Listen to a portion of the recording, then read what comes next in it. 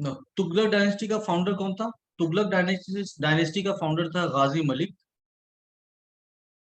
जब ये राजा सुल्तान बनता है तो इसने अपना नाम बदल कर रख दिया गयासुद्दीन तुगलक। और इसी वजह से इस डायनेस्टी को हम लोग तुगलक डायनेस्टी बोलते हैं। हम लोगों ने पिछले दिन पढ़ा भी था कि ये लॉन्गेस्ट रूलिंग डायनेस्टी थी, सबसे लंबा पीरियड तक इसने रूल किया था। अलाउद्दीन खिलजी के बाद जब क्राइसिस हुआ तो गाजी मलिक उस वक्त दीपालपुर का गवर्नर था। इसको लोगों ने, जो नॉवेल्स थे कोर्ट के, उसने बोला कि आप सुल्तान बन जाइए, द दिल्ली नीड्स यू। और ये फाउंडर बन गया। इसने बहुत ज्यादा कुछ लंबा पीरियड तो पाया नहीं, 5 साल का पीरियड पाया, लेकिन इसने जो काम किया था नोटेबल वो था एक कनाल। इसने सबसे पहले कनाल बनाया था, एक फर्स्ट कनाल इन इंडिया यही बनवाया था। ठीक है, डिग कनाल। बाद में एक आएगा सिकंदर फिरोज शाह तुगलक, वो और भी 4 कनाल बनाता है। बट आपसे एग्जाम में पूछा कि पहला कनाल किसने बनाया था, तो उसका आंसर आप लिखिएगा गयासुद्दीन तुगलक। वो एक एनेक्शनिस्ट था, मतलब उसको अपनी टेरिटरी में को एनेक्शन के जरिए बड़ा बनाने का बहुत शौक था। तो इसने एक एक्सपेडिशन भेजा था वारंगल में, डेक्कन में। और इसके पहले याद होगा, वारंगल में अलाउद्दीन खिलजी का मलिक कफूर भी गया था, लेकिन उसने उसको राजपाट को वापस कर दिया था इस कंडीशन पे कि वो साल के एंड में कुछ ट्रिब्यूट भेजता रहेगा। इसने बोला नहीं, ये पूरा का पूरा टेरिटरी मेरे को चाहिए, और इसने वारंगल को जीत लिया था। कुछ वक्त के बाद ये 1325 में बंगाल भी आया था, लेकिन वापस दिल्ली जाते जाते जाते रास्ते में इसकी डेथ हो जाती है। डेथ एक एक्सीडेंट में होती है, पेविलियन में बैठ के गेम देख रहा था और वहीं पे इसकी मौत हो जाती है। तो जियाउद्दीन बर्नी का ये मानना है, सॉरी इब्ने बतूता का ये मानना है कि शायद इसके बेटे मोहम्मद बिन तुगलक ने उसको जहर दिया था बादशाह बनने के लिए। कितनी सच्चाई है नहीं है ये बोलना मुश्किल है, ये एक जस्ट थियरी है। हो सकता है कि शायद उसको जहर दिया हो, नहीं भी दिया हो, बट अभी तक यही है कि ये थियरी इब्ने बतूता ने दिया। 1325 में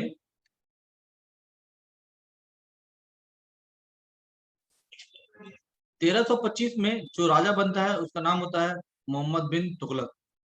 Mohammad bin Tughlaq.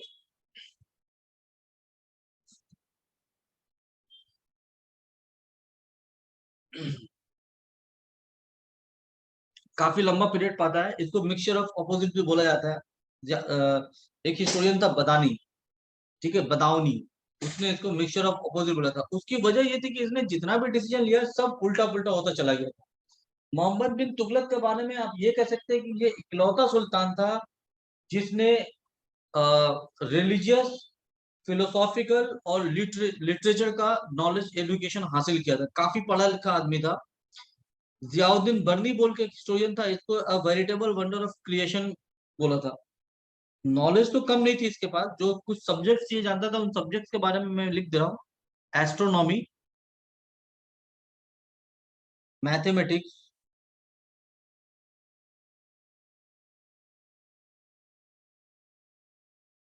Philosophy, logic,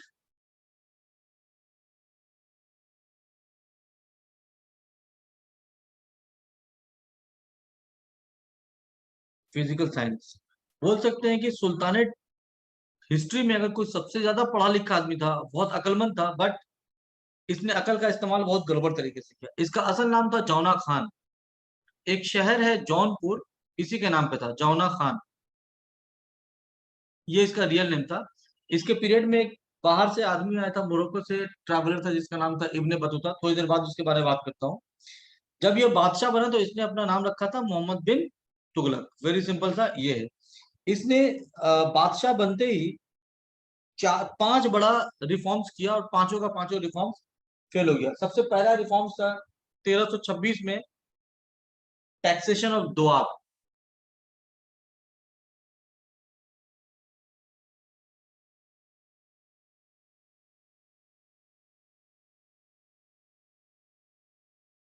mixture of opposite क्यों कहा जाता है? Number one, taxation of Doab. देखो, दोआब काफी फर्टाइल इलाका है, यहाँ फसल बहुत ज्यादा होगा, ये अच्छी बात है। लेकिन ये उस फसल के चक्कर में बोला कि अगर फसल ज्यादा होगा तो टैक्सेशन भी ज्यादा आएगा। इसने टैक्सेशन को बढ़ा दिया। कितना बढ़ाया? टैक्सेशन 10 to 20 टाइम्स कर दिया, मतलब 10 गुना से लेकर 20 गुना तक ज्यादा कर दिया। अब प्रॉब्लम ये नहीं रही कि टैक्सेशन बढ़ा है, प्रॉब्लम ये है कि ऐसे वक्त में टैक्सेशन बढ़ा है जब तो आप क्राइसिस से गुजर रहा था, फैमिन से गुजर रहा था, ठीक है, फसल उग नहीं रही थी, और इस हालत में जब ये टैक्सेशन बढ़ाया तो उस वक्त, अच्छा, टैक्स बढ़ाने के बाद टैक्स बहुत हार्शली कलेक्ट भी किया। अब जो किसान थे वो फसल उगा नहीं पा रहे, टैक्स कलेक्ट कर नहीं पा रहे थे। नतीजा ये हुआ कि उन लोगों ने खेती बाड़ी छोड़कर जंगलों में अपना बसेरा कर लिया। इससे नतीजा क्या हुआ कि जो भी फसल उगने वाली जमीन थी वो भी बर्बाद हो गई। दूसरा एक इसका एक्सपेडिशन इसी मैटर में ये था कि एक डिपार्टमेंट इसने बनवाया था जिसका नाम रखा था दीवाने कोही। ठीक है, ये एग्रीकल्चर डिपार्टमेंट था, डिपार्टमेंट फॉर एग्रीकल्चर। ये मोहम्मद बिन तुगलक से एक और राजा रहेगा फिरोज शाह तुगलक, वहां तक चलेगा ये। मोहम्मद बिन तुगलक से फिरोज शाह तुगलक तक ये चलता है। दीवाने कोई का काम ये था कि जितनी ज्यादा से ज्यादा जमीनें हो उसको कन्वर्ट कराया जाए एग्रीकल्चर लैंड में, मतलब जमीन ज्यादा से ज्यादा खालिसा लैंड बनाया जाए। Convert land into khalisa land,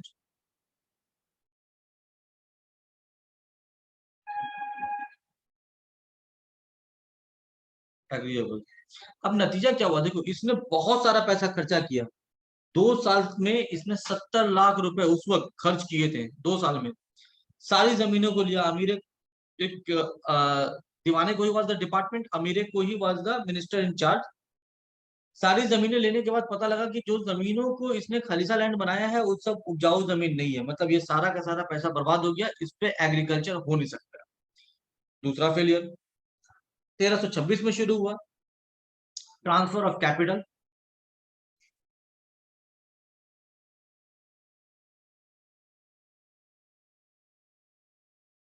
26 से 27 के बीच में ये हुआ था ट्रांसफर ऑफ कैपिटल। हुआ ये कि अब इसमें भी अलग अलग थियरी है लेकिन दोनों आपको याद रखना पड़ेगा। मंगोल के अटैक से बचने के लिए इसने अपना कैपिटल ट्रांसफर किया था, ये एक थियरी है। एक थियरी ये भी है कि जिसमें इब्ने बतूता ने लिखा है कि इसने एक लेटर सिस्टम स्टार्ट किया था, पोस्टल सिस्टम, के लोग चाहें तो बाई पोस्ट अपने कंप्लेन राजा तक पहुंचा सकते हैं, सुल्तान तक। लोगों ने क्या किया, इतना इससे उकताया हुआ था कि गंदी गंदी गालियां लिख के इसको भेजना शुरू किया। बहुत दिन तक बर्दाश्त किया, बर्दाश्त करने के बाद इसने बोला कि हम सबको अब सबक सिखाते हैं। सबक सिखाने के लिए इसने दिल्ली से सबको भेज दिया एक नए शहर जिसका नाम था Daulatabad. Actually it was Devagiri, जिसको नाम रखा दौलताबाद। देवगिरी का न्यू नाम रखा दौलताबाद। दौलताबाद इसको आबाद करने के लिए इस तरह इसके ऑर्डर को फॉलो किया गया कि दिल्ली शहर में एक कुत्ता तक को नहीं छोड़ा गया। 2 साल के बाद ये लोग वापस दिल्ली में आता है, तब तक दिल्ली बर्बाद हो चुका था। यहाँ पे एक भूत का बसेरा के अलावा कुछ नहीं था। दौलताबाद में क्या हुआ था जो वापस आना पड़ा, वहां पानी का सबसे बड़ा प्रॉब्लम था, पीने का पानी नहीं था। जब आप शिफ्ट करा रहे हैं तो आपको कम से कम पानी का और बेसिक एम्यूनिटीज जो चाहिए उसका ख्याल रखना था। बट इसने उसका ध्यान नहीं दिया, पूरे कैपिटल को शिफ्ट कराया और 2 साल के बाद फिर पूरे कैपिटल को दौलताबाद से देवगिरी में वापिस कराया। इस चक्कर में बहुत सी आबादी भी मर गई और पैसा भी बर्बाद हो गया। दौलताबाद को सजाने में जो पैसा लगा था वो भी अलग से बर्बाद हो गया। तीसरा जो इसका प्रॉब्लम था वो 1329 में आया था, वो था token currency. 1329 token currency. Token currency क्या है, जैसे आज की डेट में हम लोग 10 रुपए का नोट यूज करते हैं तो उसके पीछे कुछ गोल्ड या एक सर्टेन अमाउंट ऑफ गोल्ड का वैल्यू छिपा हुआ है, that is backed by the RBI. इसने टंका कॉइन के अगेंस्ट में एक कॉपर कॉइन निकाला, बोला कि हम चलाएंगे कॉपर का सिक्का लेके और इसके बदले का अमाउंट चांदी का अपने ट्रेजरी में जमा रखेंगे। जैसे हम लोग नोट घुमाते रहते हैं, वो उस वक्त नोट की जगह पे तांबे का सिक्का स्टार्ट किया। बट नतीजा ये हुआ कि जो ट्रेडर्स थे, फॉरेनर ट्रेडर्स खासकर, उन लोगों ने तांबे का सिक्का लेने से इनकार किया, उसकी नजर में इसकी कोई वैल्यू थी नहीं। और सुल्तान ने फिर वो सारे टोकन करेंसी को वापस लेना शुरू किया। इस वापस लेने के वक्त में क्या हुआ, बहुत से लोगों ने अपने घर में तांबे का सिक्का छापना शुरू कर दिया और उसको भी सरकार के खजाने में डलवा दिया, और उसके बदले में जो सिल्वर कॉइन्स निकल सकता था सारा निकाल लिया। नतीजा ये हुआ कि सरकार के खजाने में कॉपर कॉइन भर गया और सिल्वर कॉइन खाली हो गया, ट्रेजरी को नुकसान हो गया। 1328-29 में और एक चीज हुआ था, वो था मंगोल अटैक।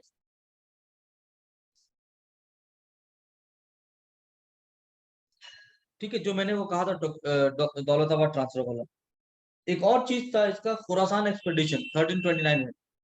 खुरासान, इसको भी एक ख्वाब था कि हम भी दुनिया जीते, जैसे अलाउद्दीन खिलजी को एक ख्वाब था कि ये दुनिया जीते, ये भी एक ग्लोबल किंग बनने का ख्वाब देखा 1329 में। और जो एक्सपेडिशन था वो था Khorasan expedition.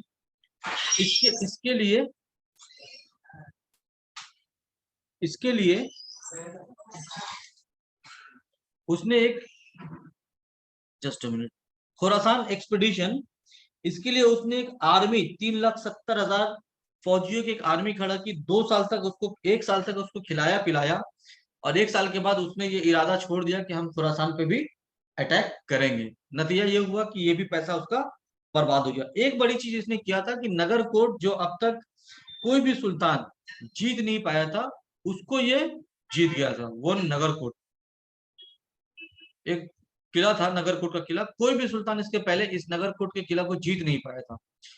Mohammad bin Tughlaq was the only या फर्स्ट सुल्तान जिसने नगरकोट का फोर्ट को जीता था और अपने किंगडम में मिला लिया था।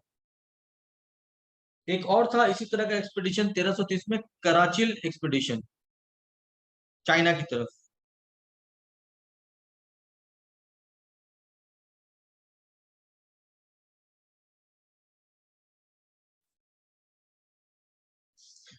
इसने कुमाऊन हिल, मतलब हिमालय के उस तरफ, ठीक है, समझे कि चाइनीज पर अटैक करने का इरादा किया, बट बीच में ही इसने उस फौज को वापस बुला लिया, एक्सपीडिशन पूरा नहीं किया। नतीजा ये हुआ कि ले दे के इसने जितने भी काम किया वो सब बर्बाद ही हुआ।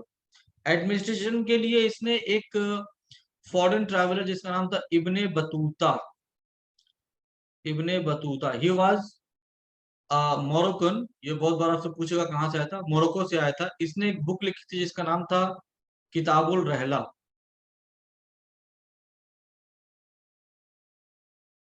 ठीक है, इसको उसने शहर का चीफ काजी बनाया था। चीफ काजी मतलब चीफ मैजिस्ट्रेट। ठीक है, 8 साल तक ये मैजिस्ट्रेट बना रहा। बाद में इसने उसकी मौत के बाद बहुत कुछ उल्टा पुल्टा बोला था, लेकिन ये 8 साल तक उसके दौर में काजी बना रहा। इसी रहला को बहुत से बुक में आपको सफरनामा भी बोलता है, कि उसने बहुत सारी कंट्रीज घुमा था, तो अपना एक्सपीरियंस उसमें लिखता चला गया। इसके इन खराब एक्सपेडिशंस या खराब पॉलिसीज की वजह से कुछ किंगडम वजूद में आई, न्यू किंगडम बोल सकते हैं इसको। एक किंगडम था 1335 में, 1335 में Madurai become independent, Madurai kingdom. ठीक है, उस वक्त राजा था जलालुद्दीन एहसान शाह।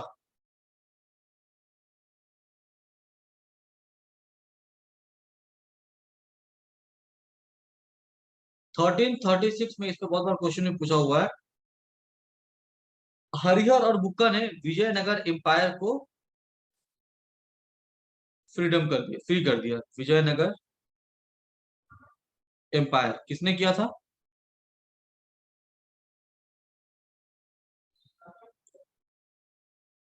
हरिहर एंड बुक्का, दोनों भाई थे, दोनों ने मिलके फ्री किया।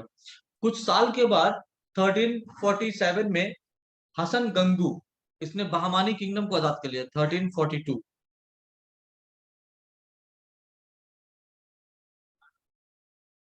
हसन गंगू, ये सारे नाम आपको याद करने पड़ेंगे, सब इंपॉर्टेंट है, खासकर ये नाम तो बहुत इंपॉर्टेंट है बीच वाला। ये 3 नई डायनेस्टीज वजूद में आई थी। जब इसकी मौत हुई थी तो जियाउद्दीन बर्नी ने कहा था कि फाइनली सुल्तान से पब्लिक को और पब्लिक को सुल्तान से आजाद मिल गया। मतलब पब्लिक इतना परेशान था, उसने इसको मिक्सचर ऑफ ऑपोजिट भी बोला था। तो मिक्सचर ऑफ ऑपोजिट जिसने कहा था उसका नाम था बर्नी। मैं नाम यहीं पे लिख दे रहा हूँ, कहीं पे लिखा था। इसको किसने बोला था? जियाउद्दीन बर्नी ने।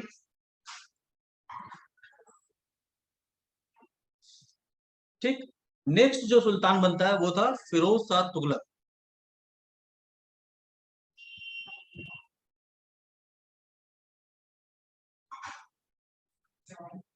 फिरोज शाह तुगलक का जो पीरियड था 1351 से लेकर 1388 तक, इसने क्या किया, जो जो चीजें तुगलक ने करी थी उन सबको इसने पहले चेंज किया। थोड़ा सा हिंदू का भरोसा टूट चुका था, उसको वापस रिकवर करने की कोशिश करी थी।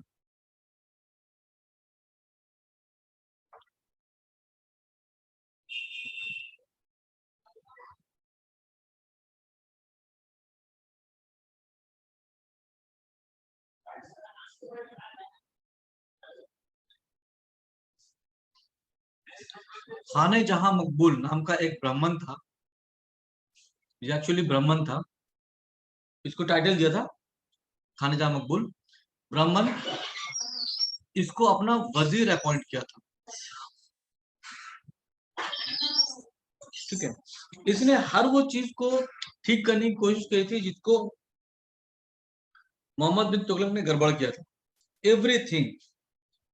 इसने चूंकि ये पढ़ा लिखा भी था, तो इसने एक फेमस ज्वालामुखी टेम्पल था, उसकी एक लाइब्रेरी थी हिमाचल प्रदेश में।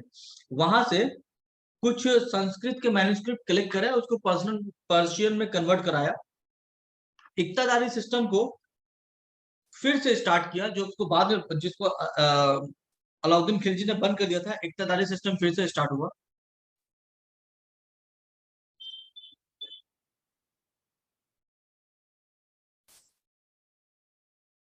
और इसको बना दिया हेरिडिटरी, कि अगर बाप इक्तदार था तो उसके बाद उसका बेटा, उसके बाद उसका बेटा, इस तरह का सारे लोग उसको विरासत में पाते रहेंगे। अगर हम बात करें कॉन्क्वेस्ट की, तो कॉन्क्वेस्ट के तौर पर ये बहुत अच्छा कोई कामयाब नहीं रहा था। नगरकोट का किला जो थोड़ी देर के लिए आजाद हो गया था, फिर से उसको दोबारा रिकवर किया। उड़ीसा को इसने रिकवर कर लिया। लेकिन बहुत अच्छा इसके लाइफ में कोई एक्सपीडिशन का एक्सपीरियंस नहीं रहा। 2 बार उसने बंगाल के अगेंस्ट में भेजा था, दोनों बार वो हार गया था। किसी एक्सपीडिशन भेजा था, दोनों बार वो हार गया था। किसी तरह से वो उड़ीसा, जिसको उस वक्त जज नगर बोलते थे, जज नगर, उसको जीतने में कामयाब रहा। लेकिन फिर वो उसके पुराने राजा को जज नगर दे देता है, इस शर्त पे कि वो अपनी सोजनाइटी फिरोज शाह तुगलक से बनाए कि हाँ, हम आपके वफादार हैं, हम आपके साथ ऑर्डिनेट हैं। टैक्सेशन के मैटर में इसने क्या किया कि 24 टैक्स एबोलिश किया, और वनली 4 टैक्स अलाउड किया एज पर कुरान। 4 टैक्सेस।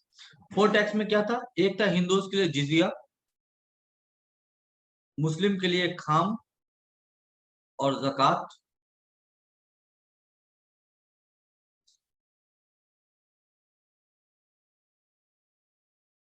और एक टैक्स था जिजिया, खम, जक़ात, और एक था खराज। 3 टैक्स शुरू में आए थे। चौथा टैक्स एक एक्स्ट्रा ऐड किया, वो था खराज। खर्च क्या था कि 1/10 ऑफ द लैंड प्रोडक्शन, जो भी जमीन में आपका फसल उग रहा है उसका 1/10 हिस्सा। जक़ात क्या था? मुस्लिम को, ये दोनों मुस्लिम पे था। ठीक है। ये था 2.5% ऑफ द वेल्थ। जिजिया क्या था? ये जस्ट हिंदूज को देना पड़ता था, जो भी उस वक्त डिसाइड होता था, कोई परसेंटेज फिक्स नहीं था, अलग अलग राजाओं ने अलग अलग हिसाब से किया है। खम क्या था? 1/5 ऑफ द वॉर बूटी, की लड़ाई में जो आप इनाम जीत रहे हैं, जो भी माल जीत रहे हैं, उसका 1/5 हिस्सा आपको राजा को देना पड़ेगा। उसने बोला कुरान के हिसाब से हम टैक्स बनाएंगे, ये 4 टैक्स हम लगा रहे हैं, इम्पोज कर रहे हैं।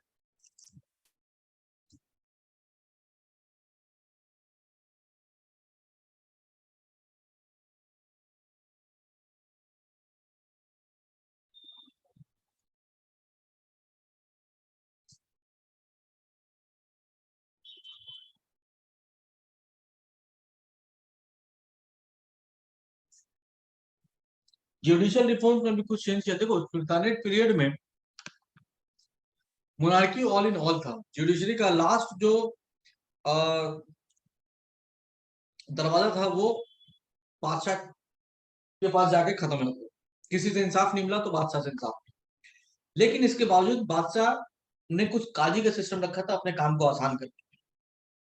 जुडिशियल रिफॉर्म्स में इसने नया कुछ तो नहीं लाया, सिर्फ ये बोला कि वो जो नाक काट देना, हाथ काट देना या मल्टीटेशन है, इस सारी जिस्म को तकलीफ देना, इन सारी तरह के पनिशमेंट को हम बैन कर रहे हैं। अब ये हाथ काटना, नाक काटना, कान काटना, ये सब तरह का जो पनिशमेंट है वो बंद हो जाएगा। फिजिकल टॉर्चर करना बंद करा दिया था। एग्रीकल्चर के लिए उसने एग्रीकल्चर के रिफॉर्म्स में उसने 4 कैनाल्स बनाए थे। कहाँ कहाँ बनाए थे वो इंपॉर्टेंट नहीं है। और 150 कुएं बनवाए थे अपनी पूरी लाइफ टाइम में। एक हॉस्पिटल का भी इंतजाम किया था इसने। हॉस्पिटल, इस हॉस्पिटल को बोलते हैं दारुस शफा।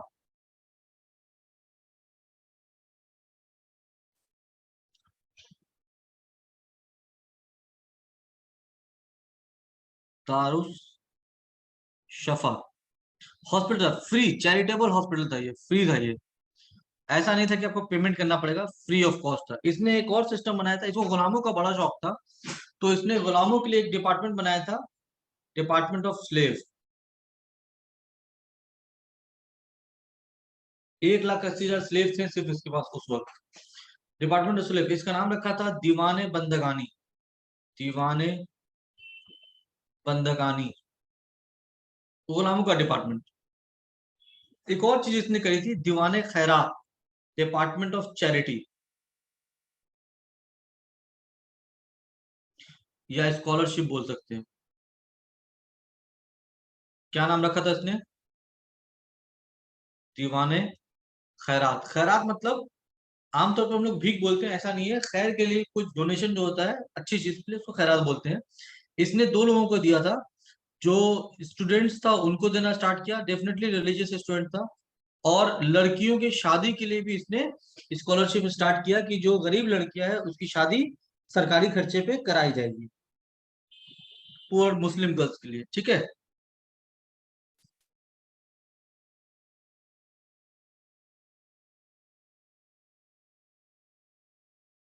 तो ले दे के इतना है कि ये काफी चैरिटेबल पर्सन था। साथ ही साथ ये बहुत कंस्ट्रक्शन में भी बड़ा इसका इंटरेस्ट था। जो मोस्ट नोटेबल काम है वो है adding 5th storey to Qutub Minar. Qutub Minar का जो 5वां फ्लोर है वो इसी ने बनवाया था। एक्चुअली बिजली गिरने की वजह से वो मरम्मत करने की जरूरत पड़ गई थी, थोड़ा बिखर गया था। इसके बाद इसको शहर बसाने का बड़ा शौक था। इसने अपनी लाइफ टाइम में कुछ नोटेबल सिटीज को बसाया था। ये नोटेबल सिटीज का नाम आपको थोड़ा सा याद रखना पड़ेगा। चार चार 5 नोटेबल सिटीज थे। एक तो फिरोजाबाद,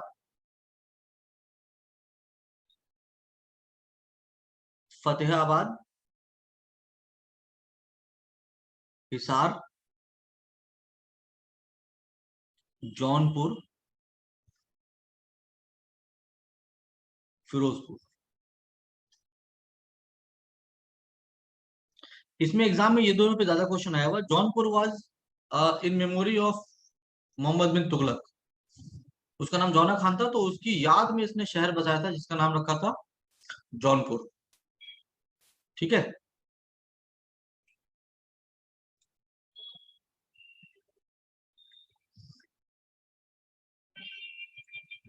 जौना खान।